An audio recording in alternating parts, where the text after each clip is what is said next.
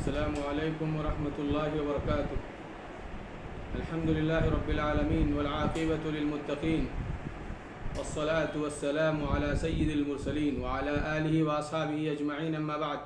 अऊज़ु बिल्लाहि मिनश शैतानिर रजीम, बिस्मिल्लाहिर रहमानिर रहीम। लिल्लज़ीना अहसनु फ़ी हाज़िहिद दुनिया हसनह व अर्दुल्लाहि वासिअह इन्नमा युवफ़्फ़स साबिरून अजरहुम बिग़ैरि हिसाब। रब्बि इश्रह ली सदरी व यस्सिर ली अमरी वहलुल उक़दतम मिन लिसानी यफ़क़हू क़ौली रब्बि ज़िदनी इल्मा सुब्हानक ला इल्म लना इल्ला मा अल्लमतना इन्नक अंतल अलीमुल हकीम। मोहतरम अहबाब, दीनी मिल्ली भाइयों, अजीज़ साथियों और मोहतरम नाज़रीन, आज सीरत तय्यबा का 12वां दर्स है। आज के प्रोग्राम में इंशाअल्लाहुल अज़ीज़ मैं हिजरत हबशा के वाक़े को आपके सामने बयान करूँगा। हबशा की तरफ सहाबा किराम ने क्यों हिजरत की थी, कैसे हिजरत की थी और कैसे किन हालात में अपने मुल्क को, अपने वतन को छोड़ा था। आइए इन्हीं वाक़यात को, इन्हीं बातों को मैं आपके सामने पेश करूँ। जब नबूवत का चौथा साल था, उसके दरमियान में या उसके आखिर में मुशरिकीन नए नए इस्लाम लाने वाले सहाबा किराम पर जुल्म सितम करने लगे थे। लेकिन धीरे धीरे महीना दर महीना रफ्ता रफ्ता उनके जुल्म सितम में इजाफा होता चला गया और उनकी सख्तियां बढ़ती चली गईं। जुल्म सितम के पहाड़ तोड़ने लगे। जब रजब का महीना आया सन 5 नबूवत में, तो सहाबा किराम ने हिजरत की थी। जुल्म सितम से आजिज आकर के, परेशान होकर के ये सोचने लगे कि आखिर क्या किया जाए, कौन सी तदबीर इख्तियार की जाए, अपनी जान की हिफाजत के लिए क्या किया जाए, इनके जुल्म सितम से नजात पाने के लिए कौन सा तरीका इख्तियार किया जाए। यही वो ज़माना था जब सूरतुल कहफ और सूरतुल ज़ुमर, इन दोनों सूरतों का बितरतीब नुज़ूल हुआ। सूरह कहफ के अंदर अल्लाह रब्बुल इज़्ज़त ने अपने मोमिन बंदों के लिए मुस्तकबिल के वास्ते इशारे दिए। असहाबुल कहफ का वाक़या मौजूद है। हज़रत मूसा अलैहिस्सलातु वस्सलाम और खिज़र का किस्सा है और ज़ुल्क़रनैन का किस्सा है। 3 किस्से इसके अंदर बयान किए गए और इन तीनों के अंदर सहाबा किराम के लिए सबक और नमूना मौजूद था। लतीफ़ इशारात मौजूद थे कि जब तुम्हारा ईमान और दीन खतरे में पड़ जाए तो कुफ्र और शिर्क के मराकिज को छोड़ करके उन बस्तियों की तरफ चले जाओ, अपने वतन को छोड़ दो, उन इलाकों की तरफ कूच कर जाओ जहां दीन और ईमान सलामत रहे और अल्लाह का नाम सुकून के साथ ले सकें। पहला वाकया जो सूरह कहफ के अंदर मौजूद है, गार वालों का वाकया, उसके अंदर यही सबक है कि बादशाह के जुल्म सितम से तंग आकर के चंद नौजवानों ने एक गार में पनाह ले ली थी। तो सहाबा किराम के लिए भी इसके अंदर इशारा था कि मक्का के इन मुशरिकीन, इन जबाबिरा और सरकश इंसानों के जुल्म इस्तिबदाद से बचने के लिए तुम भी वही तरीका अपनाओ जो गार वालों ने अपनाया था। और उसके बाद हजरत मूसा अलैहिस्सलातु वस्सलाम और हजरत खिज़र का किस्सा बयान किया गया। इसमें भी सबक मौजूद है कि नताइज हमेशा ज़ाहिरी हालात के मुताबिक नहीं आते हैं, कभी कभी बातिनी हालात के मुताबिक फैसले हुआ करते हैं। अगरचे बज़ाहिर ये लोग तुम्हारे ऊपर जुल्म तशद्दुद का रास्ता इख्तियार किए हुए हैं, लेकिन एक दिन ऐसा आएगा कि ये मजलूम, मजबूर और मकहूर सहाबा किराम के सामने आजिज होकर के खड़े होंगे और ये मजलूम सहाबा इनकी किस्मत का फैसला करेंगे। मूसा अलैहिस्सलातु वस्सलाम और खिज़र के वाक़े से उन्हें यह सबक मिल रहा था। और इसी तरह से ज़ुल्क़रनैन के किस्से के अंदर बहुत सारे दुरूस, इबर और फ़वाइद मौजूद हैं। उनमें से एक सबक ये मौजूद था सहाबा किराम के लिए, याजूज और माजूज जितनी भी शरंगेजियां और फितना सामानियां कर लें, लेकिन ज़ुल्क़रनैन उनके ऊपर भारी हुआ। इसी तरीके से अल्लाह सुब्हानहू व तआला इस सरजमीन का मालिक, इस सरजमीन का वारिस अपने नेक बंदों को बनाता है और इंशाअल्लाह इन्हीं सहाबा किराम को इस सरजमीन का वारिस बना देगा। सूरह ज़ुमर की आयतें उतरी जिसमें हिजरत की तरफ बहुत साफ इशारा मौजूद है। अल्लाह रब्बुल इज़्ज़त का इरशाद है, लिल्लज़ीना अहसनु फ़ी हाज़िहि दुनिया हसना, जिन लोगों ने दुनिया में अच्छे काम किए उनके लिए अच्छा बदला है। व अर्दुल्लाहि वासिआ, और अल्लाह की सरजमीन तंग नहीं है, कुशादा है। इन्नमा युवफ़्फ़स साबिरून अजरहुम बिगैरि हिसाब, बेशक सब्र करने वालों को बेशुमार अजर अता किया जाता है। मुहतरम नाज़रीन, सहाबा किराम हैरान और परेशान थे। मक्का वालों के जुल्म सितम से तंग आ चुके थे। उनका अपना वतन उनके लिए गैर मारूफ हो चुका था, वो सरजमीन उनके लिए तंग हो चुकी थी। ऐसे मौके पर अल्लाह के रसूल सल्लल्लाहु अलैहि वसल्लम ने इन मजलूम सहाबा किराम के लिए वतन के छोड़ने का हुक्म दे दिया और कहा कि मुल्क हबशा में एक बादशाह है, इंसाफ पसंद है, रहम दिल है, शिर्क से दूर है, तुम सब लोग उसकी तरफ चले जाओ, वहां तुम्हारे साथ अच्छा बर्ताव किया जाएगा। वो बादशाह ऐसा था कि उसके मुल्क में किसी के साथ जुल्म नहीं होता था। सहाबा किराम अपनी जान हथेलियों पर रख करके निकले। इस्लाम में सबसे पहली हिजरत जो हुई है वो हिजरत हबशा है। हबशा की सरजमीन की तरफ सहाबा किराम ने सबसे पहले हिजरत फरमाई और दूसरी हिजरत भी हबशा की तरफ ही है और तीसरी हिजरत हिजरत मदीना है। हिजरत मदीना ज्यादा मशहूर है, हिजरत हबशा की शोहरत कम है। सबसे पहले जो काफिला रवाना हुआ उसमें टोटल 16 लोग थे, 12 मर्द थे और 4 औरतें थीं। हजरत उस्मान बिन अफ़्फ़ान रज़ियल्लाहु ताला अन्हु जो अल्लाह के रसूल सल्लल्लाहु अलैहि वसल्लम के दामाद हैं और तीसरे खलीफा राशिद हैं, उनकी क़यादत और सरबराही में हजरत रुक़ैया रज़ियल्लाहु ताला अन्हा जो नबी की लख्ते जिगर हैं, इन दोनों ने सबसे पहले हिजरत फरमाई। अल्लाह के नबी ने इरशाद फरमाया कि अल्लाह की राह में सबसे पहले इब्राहिम अलैहिस्सलाम और लूत अलैहिस्सलाम के बाद इसी जोड़े ने हिजरत की थी। हजरत उस्मान रज़ियल्लाहु ताला अन्हु हजरत रुक़ैया रज़ियल्लाहु ताला अन्हा के साथ अपने वतन मक्का को छोड़ करके हब्श की तरफ रवाना होते हैं। अल्लामा काज़ी सैयद सुलेमान सलमान मंसूरपुरी रहमतुल्लाह अलैह का ख्याल है कि शुरू में ये 2 लोग निकले थे, फिर बाद में आकर के दूसरे लोग इनके साथ बंदरगाह के पास शामिल हो गए थे, इनके ग्रुप में और इनके काफिले में शामिल हो गए थे। पहला काफिला जो मक्के से रवाना हुआ वो रात की तारीके में निकला। मुशरिकीन और कुफ्फार के खतरात से बचने के लिए अंधेरी रात में छुप छुपा करके ये लोग अपनी जान हथेलियों पर रख करके निकले थे, अपने ईमान की हिफाजत के लिए, अल्लाह की रजा के लिए अपने वतन को छोड़ा था।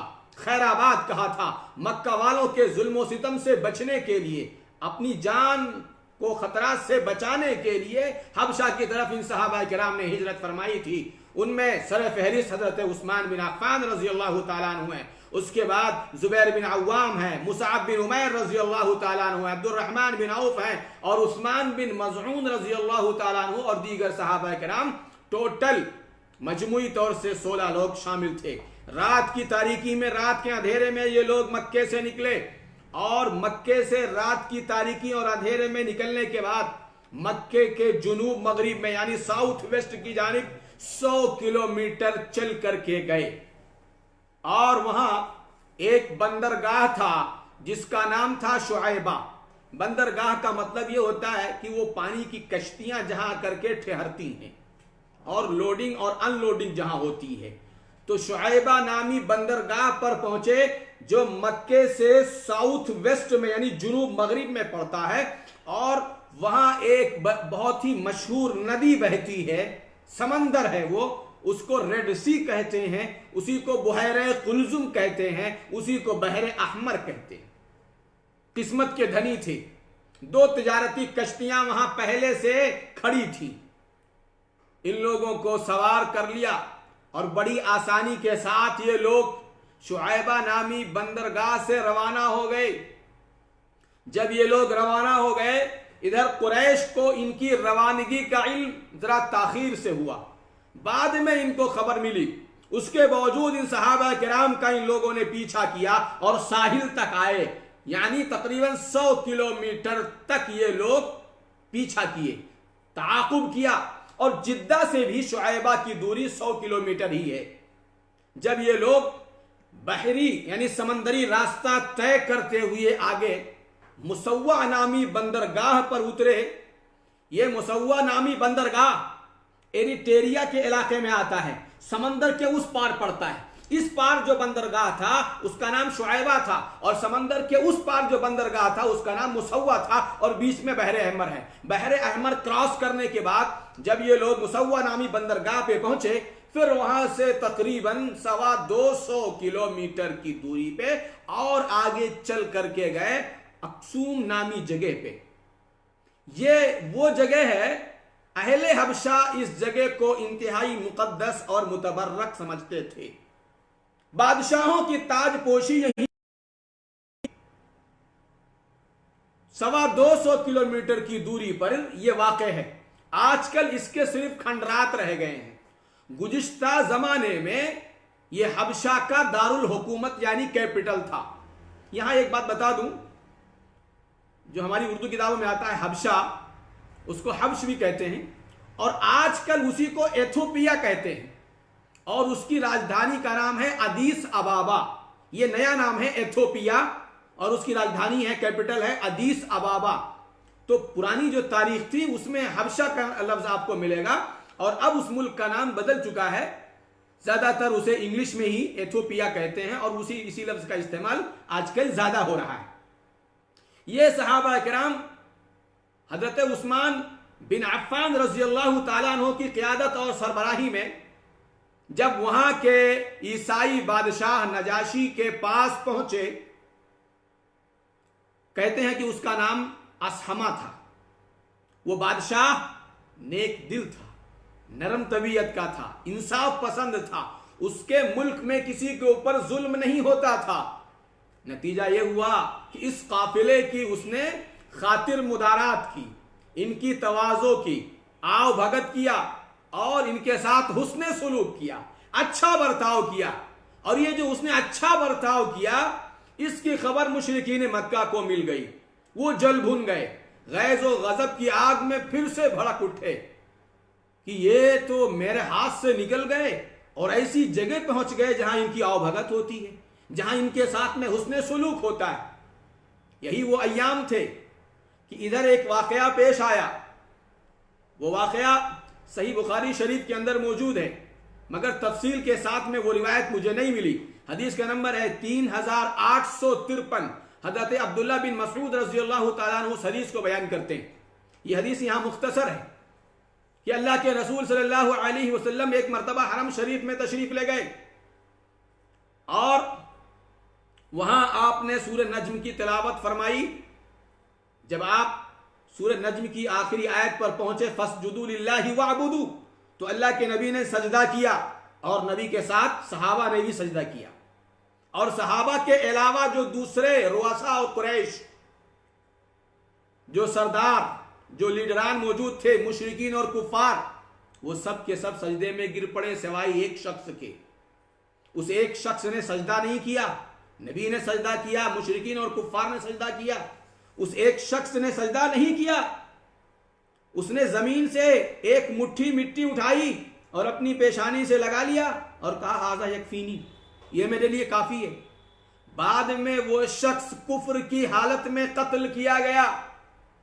बुखारी शरीफ की दूसरी रिवायत के अंदर उसके नाम की सराहत मौजूद है कि वो उमैया बिन खल्फ था। उमैया बिन खल्फ जुमही, जो हजरत बिलाल रजी अल्लाह तआला अन्हु का मालिक था। साहिब अर्रहीकुल मख्तूम फरमाते हैं, अपनी किताब के अंदर लिखते हैं कि जब अल्लाह के रसूल सल्लल्लाहु अलैहि वसल्लम हरम शरीफ में दाखिल हुए तो वहां कुरैश का एक बड़ा मजमा था, बहुत सारे लोग वहां जमा थे। अचानक आप सल्लल्लाहु अलैहि वसल्लम ने सूरह नज्म की तिलावत शुरू कर दी, वन नज्मी इज़ा हवा। अचानक सूरह नज्म की तिलावत जब आपने शुरू कर दी, इन लोगों ने कुरान करीम को पहली दफा सुना था, इन मुशरिकीन और कुफ्फार ने, वरना उनकी रविश और उनका तरीका यह था कि वो कुरान को नहीं सुनते थे और आपस में कहते थे वक़ाल अल्लज़ीना कफ़रू ला तस्मऊ लिहाज़ल क़ुरआनि वल्ग़ौ फ़ीहि लअल्लकुम तग़लिबून। काफिरों ने कहा कि इस कुरान को मत सुनो और जब इसकी तिलावत हो रही हो उधम मचाओ, शोर गुल करो, हंगामा करो, खलल पैदा करो ताकि तुम ही गालिब रहो।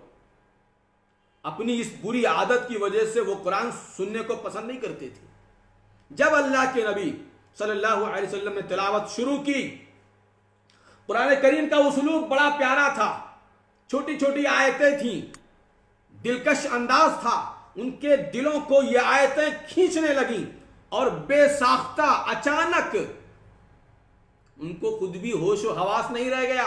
जब अल्लाह के नबी सल्लल्लाहु अलैहि वसल्लम ने सजदा किया, आखिरी आयत बड़ी जबरदस्त है, फस्जुदू लिल्लाहि वअबुदू, अल्लाह के लिए सजदा करो और अल्लाह की इबादत करो। जब इस आखिरी आयत पर अल्लाह के रसूल पहुंचे तो नबी के साथ ये मुशरिकीन और ये कुफ्फार भी बेसाख्ता, कंट्रोल किए बगैर ये लोग भी नबी के साथ सजदे में गिर गए। जब सजदे से सर उठाया तो होश आया कि हाय ये मैंने क्या कर डाला। उनके हाथ के तोते उड़ गए, उन्हें होश आया कि हम जिस रसूल की मुखालफत करते हैं, जिस कुरान की मुखालफत करते हैं, उसी के ताबे होकर के हमने तो सजदा भी कर लिया। और दूसरे वो मुशरिकीन जो इस मजलिस में मौजूद नहीं थे, उन लोगों ने इनको ताना दिया, क्या हुआ आज तुम्हारे साथ, तुम तो कुरान करीम के आगे झुक गए, नबी की बात तुम लोगों ने मान ली। तो अपनी इस शर्मिंदगी और खिफत को मिटाने के लिए इन लोगों ने एक तरीका इख्तियार किया, वो तरीका था झूठ बोलने का।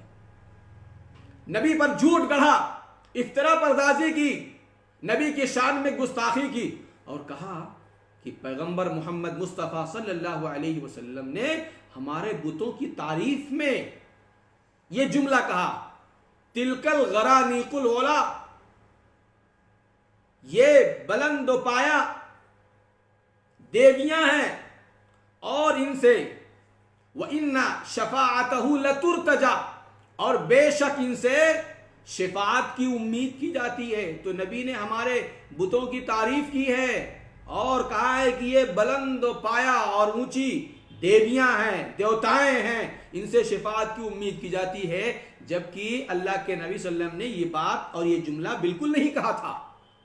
अब इस खबर का बड़ा चर्चा हुआ, होते हवाते ये बात हबशा में मौजूद मुसलमानों तक पहुंची कि मक्का के मुशरिकीन और मक्का के कुफ्फार, ये जालिम, ये जबाबरा, ये सरकश लोग मुसलमान हो गए हैं। और उन्हें यह समझ में आया कि मक्का में अमन व अमान हो गया है। ये सोच करके वो लोग वहां से चल पड़े और जब चल पड़े और मक्का के करीब पहुंच गए, एक दिन का फासला रह गया, तब इन सहाबा को पता चला कि ये खबर तो झूठी थी, मक्का में अमन व अमान बिल्कुल नहीं। बाद सहाबा किराम दोबारा हबशा की तरफ लौट गए और कुछ लोग चोरी छुपे मक्का में दाखिल हुए और कुछ लोग किसी की पनाह ले करके मक्के में दाखिल हुए। जैसे ही ये लोग मक्के में दाखिल हुए, इनका जुल्म व सितम दोबारा शुरू हो गया। फिर से इन लोगों ने जुल्म व सितम के पहाड़ तोड़ने शुरू कर दिए।